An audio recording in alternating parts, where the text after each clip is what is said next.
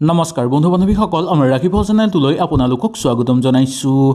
আজিৰ ভিডিঅ'টোৰ যোগেদি আমি জানিম বগা পলাশৰ চমৎকাৰী গুণ আৰু ইয়াৰ পৌৰাণিক গুৰুত্ব, বিভিন্ন তন্ত্ৰমন্ত্ৰত কেনেকৈ ব্যৱহাৰ কৰা হয় আৰু ঔষধিক ব্যৱহাৰ কেনেকৈ কৰা হয়। আহক তেনেহ'লে আজিৰ ভিডিঅ'টোৰ যোগেদি আমি সুন্দৰভাৱে জানি লওঁ। যদি ভিডিঅ'টো ভাল লাগে লাইক এটা কৰি আমাৰ মনোবল বঢ়াব আৰু আপোনালোকৰ বন্ধুবৰ্গৰ লগত শ্বেয়াৰ কৰি তেওঁলোককো উপকৃত কৰিব। প্ৰথমতে আমি জানি লওঁ পৌৰাণিক গুৰুত্ব আৰু ইয়াৰ উৎপত্তিৰ কথা। ব্ৰহ্মবৃক্ষ, পলাশক ব্ৰহ্মবৃক্ষ বুলিও কোৱা হয়। ইয়াৰ তিনিটা পাতৰ অৰ্থ হ'ল ব্ৰহ্মা, বিষ্ণু আৰু মহেশ্বৰৰ প্ৰতীক বুজায়। অৰ্মিতৰ পৰা হৈছিল ইয়াৰ উৎপত্তি। বিশ্বাস অনুসৰি যেতিয়া গৰুণদেৱে অৰ্মিত কলহ লৈ আহিছিল তেতিয়া তেওঁৰ পাখি পৰি পলাশ গছৰ উৎপত্তি হৈছিল। বগা পলাশ অতি দুৰ্লভ আৰু ইয়াক উদ্ভিদ জগতৰ চিন্তামণিও বুলিও কোৱা হয়। আৰু যেতিয়াই পলাশৰ বগা ৰং হয় তেতিয়াই অত্যন্ত ইয়াক শুভ আৰু শক্তিশালী বুলি মনা যায়। যদি এই পলাশৰ বগা ৰঙৰ ফুল আপোনালোকে ঘৰত আনি সুন্দৰভাৱে নিয়ম কৰি এই কাম কৰিব পাৰে তেনেহ'লে আপোনালোকে দেখিবলৈ পাব যে আপোনালোকৰ ঘৰত থকা সকলো বেয়া শক্তি দূৰ হৈ পৰিব, ঘৰত সৌভাগ্যতা নামি আহিবলৈ ধৰিব, সকলো ফালৰ পৰা আপোনালোকৰ ঘৰত উন্নতি বৃদ্ধি পাবলৈ ধৰিব আৰু আপোনালোকৰ ঘৰত সকলো বেয়া শক্তিৰ পৰা ৰক্ষা পাব, ধন সম্পত্তি বৃদ্ধি পাবলৈ ধৰিব, অলৌকিক শক্তি উৎপন্ন হ'বলৈ ধৰিব, সকলো দিশৰ পৰা আপোনালোকৰ উন্নতি বৃদ্ধি পাব। এই বগা পলাশ অতিশয় দুৰ্লভ বুলি মনা যায়। পলাশৰ ফুল সাধাৰণতে ৰঙা ৰঙৰ হয়, কিন্তু বগা পলাশ অতিশয় দুৰ্লভ। ইয়াক উদ্ভিদৰ ভিতৰত চিন্তামণি বুলিও কোৱা হয়। যাৰ জীৱনত বগা পলাশ আহে তেওঁৰ জীৱনৰ অভাৱ দূৰ হৈ পৰে, সকলো ফালৰ পৰা তেওঁৰ জীৱনত উন্নতি বৃদ্ধি পাবলৈ ধৰে আৰু তেওঁৰ সকলো মনৰ ইচ্ছা পূৰ্ণ হৈ পৰে। এই গছ সাধাৰণতে য'তে ত'তে পোৱা নাযায়। হিমালয়ৰ অঞ্চলত পোৱা যায় বা গুপ্ত বনা অঞ্চলত পোৱা যায়। ইয়াৰ বাহিৰেও তান্ত্ৰিক কাম কৰা জেগাতো এই গছ বিশেষভাৱে পোৱা যায়। শাস্ত্ৰত কোৱা হৈছে যে ৰবি পূজ্য নক্ষত্ৰত বগা পলাশৰ ফুল বিধি বিধানেৰে সিদ্ধি কৰিব পাৰিলে আপোনালোকৰ অত্যন্ত শুভ হ'ব।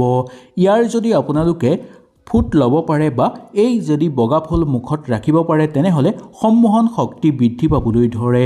তান্ত্ৰিক শাস্ত্ৰত ইয়াক কোৱা হয় গুটিকা সিদ্ধি কৰা বুলি।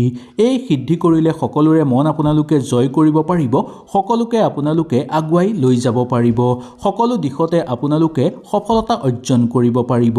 সেই গতিকে সম্পূৰ্ণ বিধি বিধান দি যদি আপোনালোকে এই বগা পলাশ সিদ্ধি কৰে তেনেহ'লে আপোনালোকৰ জীৱন উজ্বলি পৰিব। বগা পলাশৰ বীজৰ তেলেৰে দীপ জ্বলালে আৰু সাধনা কৰিলে আদ্ৰ চক্ৰ অতি সোনকালে জাগ্ৰত হয়, মনৰ একাগ্ৰতা বৃদ্ধি পাবলৈ ধৰে আৰু আগন্তুক সংকেতৰ কথা বুজি পাবলৈ সক্ষম হয়। ইয়াৰ উপৰিও জীৱনত ভৱিষ্যতত কি হ'ব সেই কথাও বুজিব পৰা যায়। কিন্তু এইবোৰ কাম একেবাৰে সাধাৰণ মানুহৰ কাৰণে নহয়, কেৱল গুৰুৰ দিহা পৰামৰ্শৰ মতেহে আপোনালোকে কৰাটো উচিত বা দিহা নিৰ্দেশনৰ মতেহে আপোনালোকে কৰাটো উচিত। এতিয়া আমি জানি লওঁ আহক এই বগা পলাশেদি কেনেকৈ ধন আকৰ্ষণ কৰিব পাৰি। বগা পলাশৰ কাঠ বা এই গছত লগা উদ্ভিদক যদি আনি আপোনালোকে ঘৰৰ পইচা থোৱাৰ জেগাত নাইবা পইচাৰ লগত ৰাখে তেনেহ'লে দেখিবলৈ পাব যে মা লক্ষ্মীৰ পৰম কৃপা আপোনালোকে লাভ কৰিব পাৰিব অতি সোনকালেই। ঘৰলৈ ধন আগমন হ'ব, অবান্তিক খৰচৰ মাত্ৰা কমিবলৈ ধৰিব, কৰ্মক্ষেত্ৰত আপোনালোকে সফলতা অৰ্জন কৰিব পাৰিব, নতুন নতুন ঘৰলৈ সুযোগ সুবিধা আহিব, ঘৰত থকা সকলো বেয়া শক্তি ধ্বংস হৈ পৰিব, ঘৰলৈ শুভ শক্তি আগমন হ'ব, মা লক্ষ্মী আৰু ভগৱান শ্ৰীকৃষ্ণৰ পৰম আশীৰ্বাদ লাভ কৰিব পাৰিব। এই বগা পলাশৰ সহায়ত ধৰ্মীয় আৰু তান্ত্ৰিকভাৱেও ব্যৱহাৰ কৰিব পৰা যায় কিছুমান কাম। বশীকৰণ শক্তি বৃদ্ধি কৰাব পৰা যায়।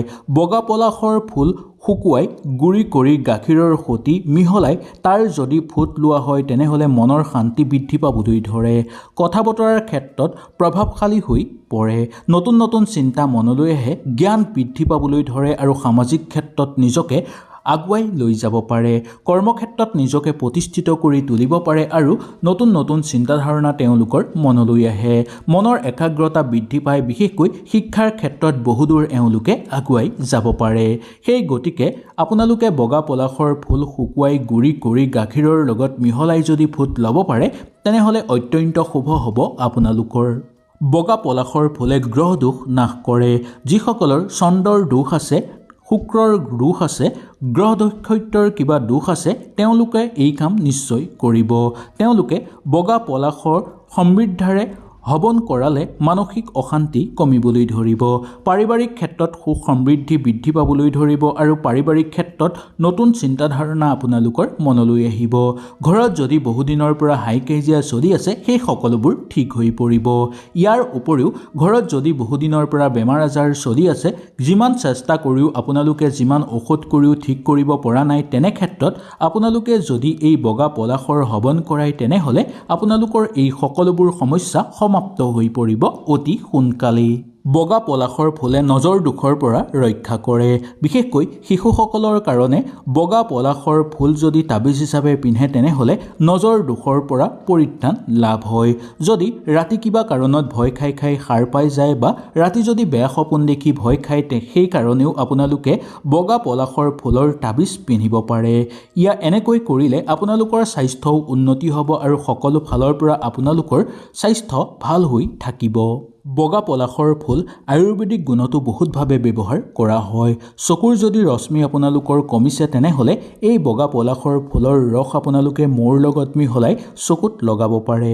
শাস্ত্ৰত উল্লেখ আছে যে মোতিয়াবিন্দু বা চকুৰ জ্বলন, দৃষ্টিহীনতাৰ দুৰ্বলতাত ভোগা লোকসকলে এই বগা পলাশৰ ফুলৰ লগত মৌ জোল মিহলাই চকুত লগালে আপোনালোকৰ সকলো ঠিক হ'ব বা আপোনালোকৰ চকু আৰাম হ'ব।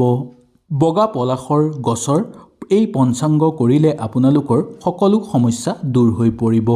মূল, কাণ, পাত, ফুল আৰু ফল এই 5টা পঞ্চাংগ সঠিক বিধি বিধানেৰে ব্যৱহাৰ কৰিলে আপোনালোকৰ শৰীৰত বল বৃদ্ধি পাবলৈ ধৰে, ৰোগ প্ৰতিৰোধ ক্ষমতা বৃদ্ধি পাবলৈ ধৰিব, স্বাস্থ্য উন্নত হৈ পৰিব আৰু ইয়াৰ উপৰিও মানসিক শক্তি আপোনালোকৰ বৃদ্ধি পাবলৈ ধৰা দেখিবলৈ পোৱা যাব। সেইকাৰণে এই পঞ্চাংগ যদি আপোনালোকে সঠিকভাৱে বিধি বিধানেৰে ব্যৱহাৰ কৰে আপোনালোকৰ মংগল হ'ব। বগা পলাশৰ ফুল যদি আপোনালোকে ব্যৱহাৰ কৰে তেনেহ'লে ভগা হাড় জোৰা লগোৱাৰ ক্ষেত্ৰত ই সহায় কৰে। আপোনালোকৰ ছালত যদি কিবা দুৰাৰোগ্য ৰোগ আছে তেনে ক্ষেত্ৰত আপোনালোকৰ এই সকলো ৰোগ ভাল হৈ পৰিব। ইয়াৰ উপৰিও বিচ্ছু বা সাপৰ বিষৰ পৰা ই পৰিত্ৰাণ দিয়ে বা ইয়াৰ প্ৰভাৱ কমাবলৈ ধৰে।